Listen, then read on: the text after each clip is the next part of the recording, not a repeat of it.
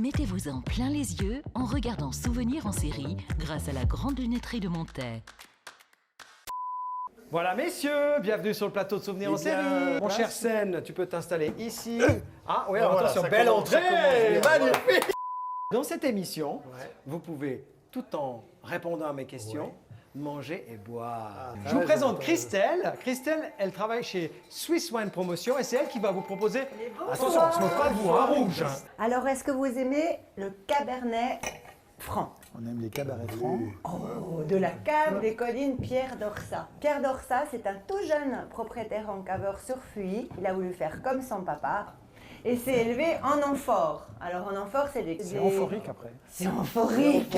C'est beau ça. Oh mais ça, je vais le... Attention, quand il est lancé comme ça, on n'arrête plus.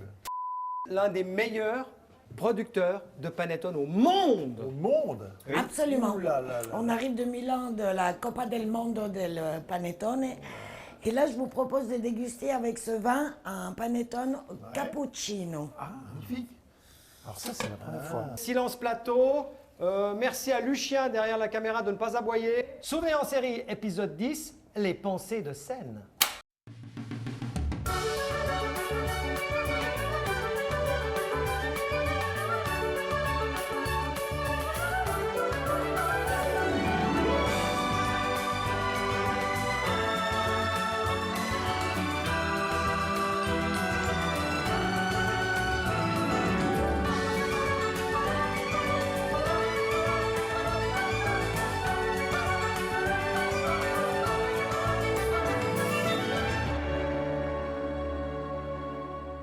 Bruno est un humoriste belge. Il compose avec son frère le duo Les Frères Taloche. Nous nous connaissons depuis plus de 25 ans. On en a parlé tout à l'heure. Oui, et on a travaillé ensemble sur plusieurs projets. On a fait une bande dessinée, on a fait une série pour différents journaux en Suisse et en Belgique. Nous avons fait un dessin animé qui a été vendu dans une vingtaine de pays. Le 20e pays étant la Suisse avec Canal 9. Merci à Canal 9. Oui, tout à fait. Et puis Bruno vient me rendre visite chaque fin d'année. Il vient en Suisse avec son attaché-caisse, je n'ai jamais compris pourquoi. Ben, moi non plus. Mais voilà, donc... Ou alors je ne veux pas en parler. Mais c'est vrai qu'on est amis depuis 25 ans, je pense. Ouais.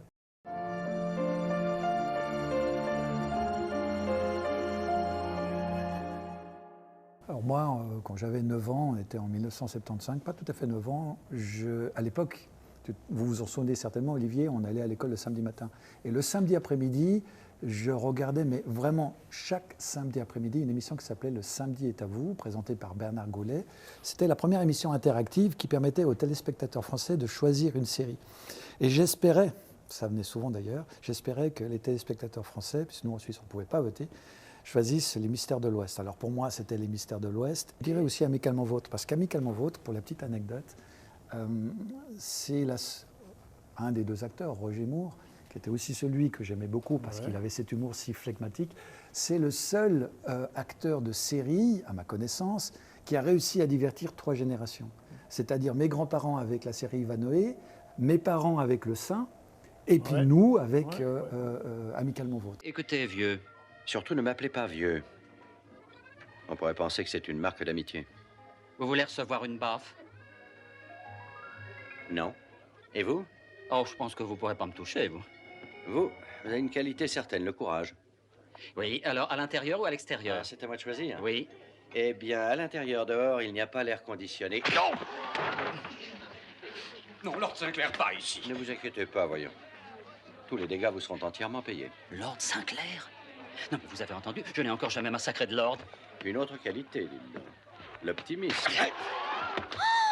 Et le générique était hyper connu. Ah oui. Et nous, comme on est en duo aussi, nous on a réutilisé une fois avec Vincent le générique avec nos photos qui apparaissaient comme dans la série. Donc Amicalement Vôtre, ça je me rappelle bien aussi. Quand j'avais 8-9 ans, je n'avais que la RTBF, en noir et blanc, à mon avis. Ah ouais, parce que ça remonte quand même. Il y a 60 ans. Et il y a une série belge qui nous a marqué, Il y a qui plus m'a de marqué à 60 ans. l'époque. Putain, n'exagère pas. Qui m'a marqué, qui s'appelait Les Galapiens. À mon avis, c'est passé que sur la RTBF. C'était tourné en Belgique dans les Fagnes, qui est une réserve naturelle. Et ça nous marquait pourquoi? Parce que moi, j'avais 8-9 ans et eux, c'était tous des jeunes qui avaient 14-15 ans. C'était une bande de jeunes. Il leur arrivait des aventures incroyables. Et on s'identifiait, moi et mes frères, on s'identifiait vraiment à ces personnages.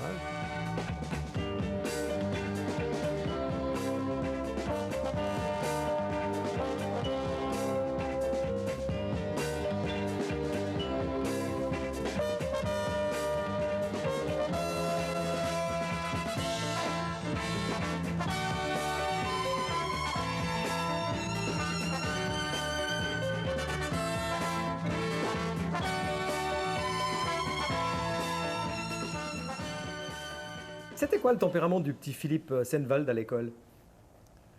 Peut-être introverti, je pense. Introverti, l'enfant assez sage. Vous avez le sentiment de vous être un petit peu extraverti ou au contraire, ce tempérament, vous l'avez toujours en vous? Non. Alors moi, je pense que je me suis extraverti à 16 ans quand j'ai quitté l'école. C'est peut-être pour ça d'ailleurs. Parce que je voulais faire de la radio. Et j'ai commencé d'ailleurs à faire une émission test à la radio. C'est Jean-Marc Richard qui m'a reçu. Ça s'appelait à l'époque Radio Acidule, à la Maison du Peuple à Lausanne. Et je me souviens que Jean-Marc Richard m'avait dit, écoute, tu parles beaucoup trop vite, tu n'es pas encore prêt. Voilà. Et donc Jean-Marc Richard, c'est un peu troublant. Parce qu'il y en a qui parlaient vite à l'époque. Alors je me suis orienté sur le dessin du coup. D'accord. Et puis vous, Bruno, alors on va quand même préciser aux téléspectateurs que Taloche, c'est pas votre nom de famille. Non. C'est quand même important de le préciser, s'il y avait quelques doutes. Je me dis, c'est pas compliqué quand même d'avoir 9 ans de différence avec un frère avec qui, somme toute, on va faire toute sa carrière. Oui, alors, pour la petite histoire, on est 4 garçons. Donc il y a 2 autres frères entre moi et Vincent. Les 2 autres frères, parce que moi j'ai commencé d'avoir une carrière solo, et les 2 autres frères, ils venaient voir, mais ils n'étaient pas, on voyait bien qu'ils n'avaient pas la fibre du spectacle. Tandis que Vincent, qui avait 9 ans de moins que moi, il venait dans les coulisses, il s'intéressait, j'ai été clown aussi, donc il demandait à quel âge il pouvait être clown, donc on voyait qu'il s'intéressait. Et après, on a décidé de faire le duo à partir de 1992, et malgré qu'il y a 9 ans d'écart, Philippe il le sait, il nous connaît bien, on ne s'est jamais engueulé en 32 ans de carrière.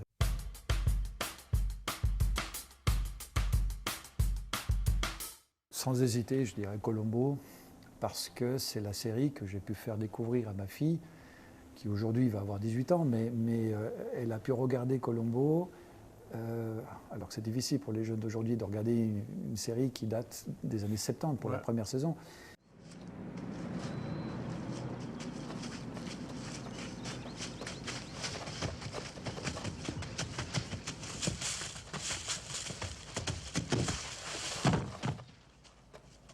Je vais te tomber dessus.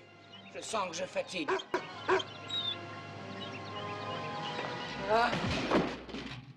Un bon bol de chili? Ah, donne-moi un bol de chili. Tiens, je te pose une question en fait, Bruno, parce que en Colombo, on se demande quel est le prénom de Colombo. Si tu me dis lieutenant, c'est pas ça. Hein. Non. C'est quoi le prénom de Colombo? Est-ce que vous le savez, monsieur Olivier? J'en sais rien. Moi, je dirais Jack. Non. C'est Franck Colombo. C'est vrai? Oui. Et on n'en parle pas souvent. Non, d'ailleurs, il ne le dit jamais. C'est dans un des épisodes de Colombo qu'il montre à un moment donné son badge. Ah oui? Évidemment, les Afrosiados de la série ont zoomé sur le badge et ont vu que c'était écrit Franck Colombo. Et quel effet ça vous a fait concrètement, mon cher Philippe, quand vous avez vu que votre idole d'enfance, qui n'était autre que Robert Conrad dans les Mystères de l'Ouest, se retrouvait être le méchant meurtrier dans un épisode de Colombo? Oui. Mais ça, c'est marrant ce que vous dites, parce que oui, ça m'a fait quelque chose de bizarre. Absolument. Au même titre que Ross Martin, qui a aussi joué dans un épisode de Colombo, en tant que méchant. Oui, ça m'a fait bizarre, dans les 2 cas, en fait. Ouais. Donc, faites entrer l'accusé. Ça, je les connais tous, je pense. Et donc, je crois que ça existe depuis 25 ans. C'est rediffusé pas mal de fois partout. Il y a eu 3 ou 4 présentateurs différents. Mais je pense que je les ai toutes vues. Et même si je retourne maintenant dessus, je connais et je regarde encore.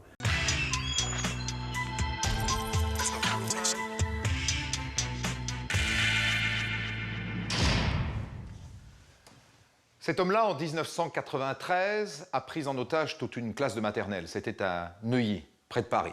Et pendant 2 jours, il a signé tous ses messages HB. HB voulait une rançon de 100 millions de francs. HB voulait une voiture pour s'enfuir.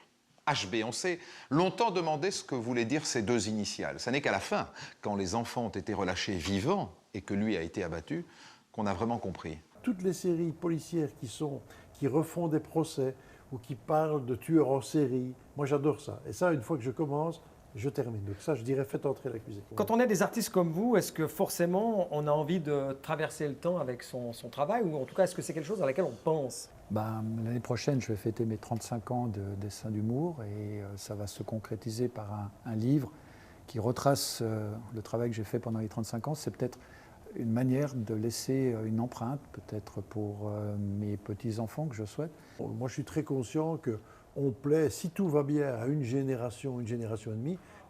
et demi, et puis après, ça passe à autre chose. Moi, je le vois tout le temps.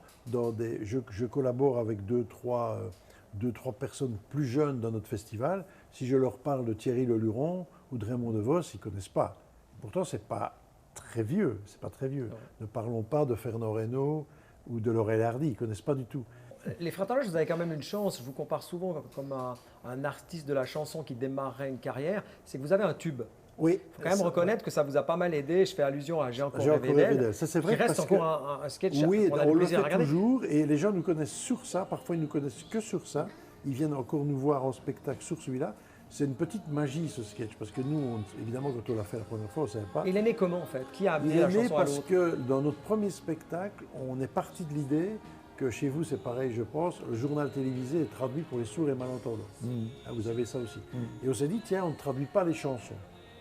Donc on s'est dit, quelle chanson est-ce qu'on va trouver pour faire une traduction? Et on avait un CD avec plein de duos. On est tombé sur cette chanson, on a improvisé dessus, et après on n'a plus touché à rien. On n'a pratiquement jamais touché à ce sketch, qu'on a joué dans plusieurs pays en français et qui marche de la même manière. Il y avait des gens qui, lorsque le sketch passait, sont allés chez leur disquaire pour dire « J'aimerais le disque des Frères Taloche ».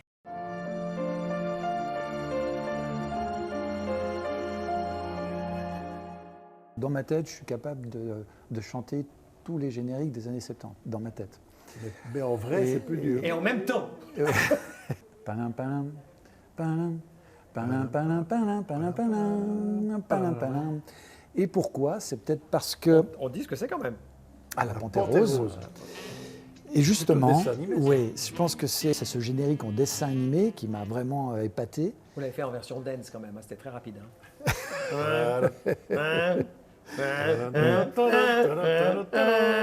Alors, il va me le lancer. Il va me le lancer parce que je ne suis pas très bon là-dedans. Alors, c'est quoi que tu vas dire tout à l'heure? Un cavalier surgit le long de la nuit. C'est très bon. Zorro, voilà, c'est bon. Ça, Zorro, ça m'a marqué aussi.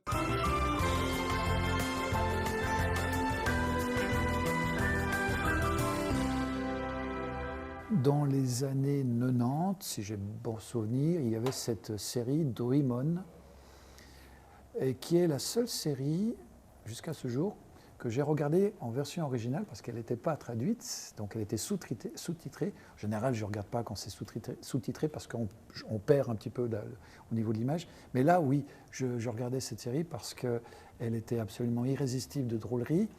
Elle n'a pas été rediffusée depuis, en tout cas à ma connaissance, Doraemon.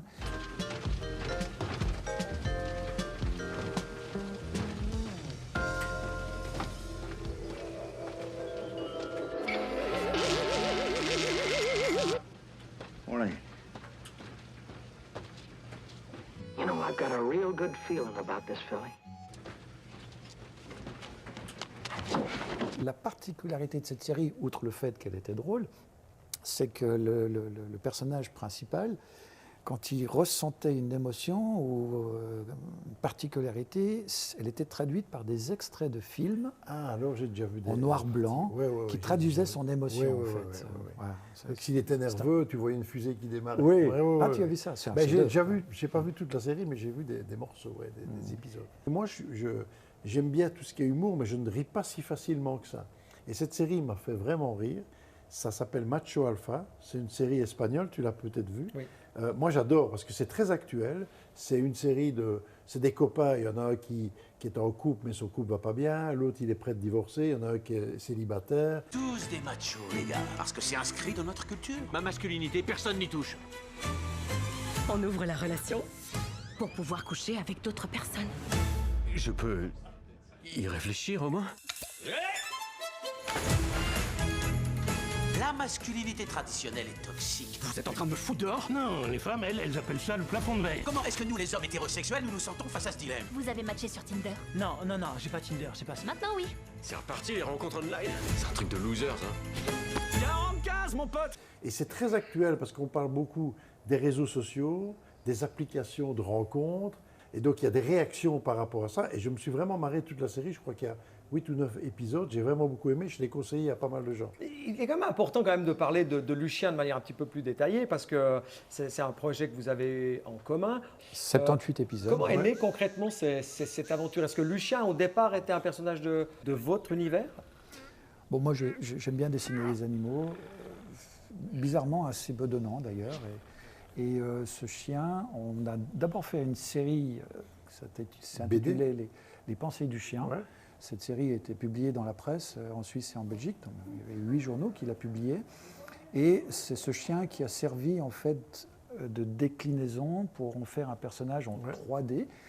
En images de synthèse, en fait. On a eu beaucoup de plaisir à faire ça. Moi, je faisais les scénarios, et c'était des gags visuels, les personnages ne se parlaient pas, juste un petit peu de bruitage. Et tu fais un des personnages? Oui, je faisais les voix. Et il y avait un perroquet qui était l'ami du chien. Et donc, ouais, on a imaginé tous des gags visuels. Deux autres humoristes. C'était une belle conception d'équipe, je trouve. Oui. Vous n'avez jamais eu, ou en tout cas jamais été tenté de faire un film avec les frères Taloche? Alors, on a raté 2 occasions, je dirais, c'est dommage. Voilà, c'est aussi une question de rencontre. Les 2 rencontres, dans les 2 cas, se sont fait un peu tard. Voilà. Mais nous, on n'a jamais écrit des scénarios. Et le cinéma, même en Belgique, où on est très populaire, c'est vraiment autre chose. À part qu'on a fait une petite apparition dans Astérix au service de Sa Majesté. On faisait les serveurs de Catherine Deneuve. Très belle expérience, c'était chouette. Mais autrement, on ne nous a pas proposé d'autres choses. Et vous parlez de très belle expérience avec Astérix. C'était combien de jours de tournage? On est allé 2 fois 3 jours, je pense. Ça se tournait pas en Roumanie, à Budapest. Ça se tournait à Budapest. J'avais vu comme le budget du film et tu vois tout de suite que les équipes, il y a une équipe de là-bas, il y avait des traducteurs. Vous aviez une caravane avec des boissons chaudes. On devait parler, nous, un peu avec l'accent anglais, donc il y avait un coach qui faisait attention que tout le monde parlait un peu comme ça. Tu vois? Pour l'anecdote, nous avons tous les deux mangé avec Uderzo, le papa d'Astérix, et nous lui avons offert un dessin où j'avais dessiné le chien qui lisait Astérix chez les Helvètes. Et Bruno a eu ce trait de génie, qui avait d'ailleurs plu à Uderzo. Ouais. Le chien avait une pensée, il disait ceci, est-ce que 50 Romains valent moins que Centurion? Voilà.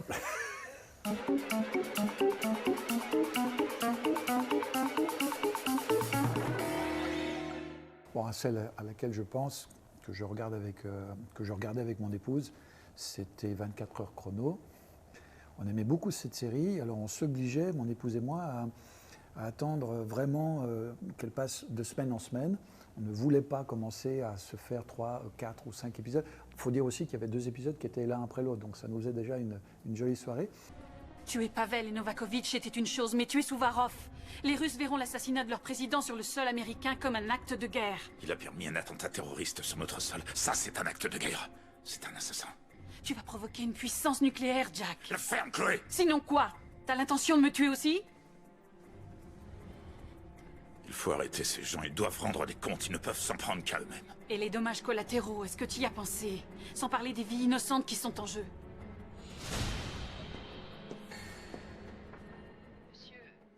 24 heures chrono, on devait être bien organisé parce que si on loupait un épisode, on loupait des éléments d'enquête. Et je retrouve ça, c'est marrant, la série qu'on regarde actuellement, qui vient de s'achever, mais j'ai retrouvé également ça dans un autre genre, c'est Le Daron, avec Didier Bourdon, qu'on aurait pu appeler d'ailleurs Le Bourdon plutôt que Le Daron. Alors moi je ne regarde jamais une série la journée, il y a beaucoup de soirs où moi je ne suis pas chez moi, parce que je suis au spectacle, où je vais voir des trucs, mais je suis capable, même en rentrant tard, si ça me plaît la série, de regarder 2 épisodes, même je commence à minuit parfois, hein, et je peux regarder 2 ou 3 épisodes si je suis vraiment dedans. Et j'essaie de ne pas commencer une 2e série en même temps, tant que je n'ai pas fini l'autre, parce que voilà, donc j'essaie de faire ça. Alors quand c'est vraiment des séries où il y a beaucoup de, comment on appelle ça, de saisons, si je vois qu'il y a 5 saisons, ça me décourage peut-être un peu au début. Je préfère maintenant les courtes séries quand même. Je suis sur pourtant il y a longtemps qu'elle est sortie, mais sur la vie de Pablo Escobar, Narcos.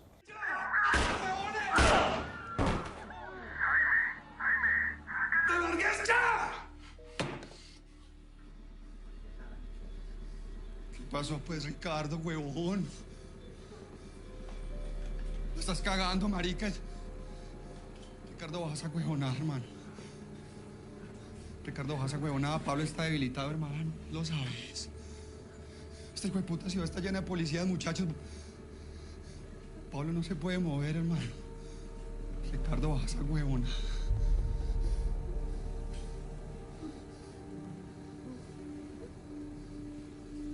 Voilà, je suis dedans et franchement, on a envie tout le temps de continuer. Je suis pris par le truc et comme j'aime bien les enquêtes policières et tout ça, je suis dedans, quoi. Tu prends pas la poudre d'escampette. Oh, ouais, ça y est, on est reparti. Et quel regard elle pose sur votre carrière, votre fille? Mais j'ai 2 baromètres à la maison.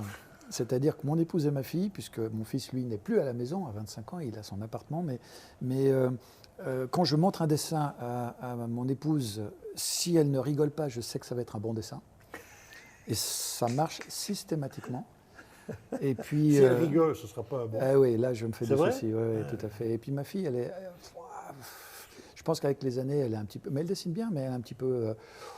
je vais lui montrer le dessin. Ce n'est pas elle qui va venir spontanément. Elle s'en fout un peu. Bah, tu connais bien ma femme et puis, puis mes enfants. Elle est un petit peu, effectivement... elle pense à autre chose à 18 ans, évidemment. Et vous, Bruno, alors, des enfants ou pas? Moi, j'ai pas d'enfants. Donc, comme je dis souvent, je ne me suis jamais reproduit en captivité.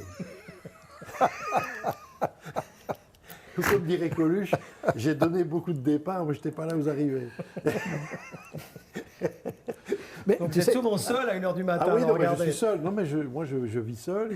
Donc ça veut dire que je peux regarder quand je veux et jamais personne qui me dit rien. Donc ça, c'est pas mal. Et je repense à une autre série qui est longue, mais qui m'a fait aussi apprécier. Je crois que ça a 10 ans. C'est Downton Abbey. Voilà, ça j'adore, c'est historique, c'est super bien fait. Là, j'ai tout regardé. Qu'est-ce que vous aimez faire de votre temps libre, mon cher Philippe? Bon, c'est un peu bateau, mais moi je lis encore beaucoup de bandes dessinées. J'ai 2 passions, c'est la moto et le golf. Donc dès que j'ai du temps libre, moi c'est pour faire un des 2. Est-ce qu'on peut pratiquer les 2 en même temps? Alors j'ai déjà essayé, mais je me suis bien cassé la gueule. Coupé. Eh bien messieurs, merci beaucoup. C'était un vrai plaisir. Pour toi, ouais. C'est parfait. Bon, j'ai un petit cadeau à offrir à l'invité principal. Pardon Bruno. Moi, j'y vais. Non, restez. Ça tourne mal à la télé. Une multitude d'anecdotes sur ce qui s'est très mal passé pendant les tournages de différentes séries que vous connaissez. Vous aurez du plaisir. Et lorsqu'il reprendra l'avion, vous pouvez lui prêter le livre. Et merci d'être venu jusqu'à nous. Comment va votre frère? Très bien. Je retourne à Montreux avec lui la semaine prochaine. Bon, il n'est pas trop jaloux de l'amitié que vous entretenez avec Seine? Oui, il y a d'autres amis. J'imagine bien. On ne va pas tous partager quand même. On ne se partage pas les femmes ni les amis. Mais tu sais quand même, c'est que quand tu es seul dans un centre commercial et que tu croises quelqu'un, ça fait toujours rire. La personne lui dit « Bonjour, vous n'êtes pas avec votre frère ?» Votre frère n'est pas là. Ça, c'est toujours là. Pour les gens, c'est comme survivre ensemble, tu vois. Eh ben, en tout cas, moi, j'ai beaucoup de plaisir à découvrir d'année en année les Frères Taloche. Et Dieu sait ce que je vous ai vu sur scène. Vos dessins, je les adore. En clair, tout est bien, qui finit bien. Un petit coup de panettone. Merci à tous. À très vite. Je le prends partant.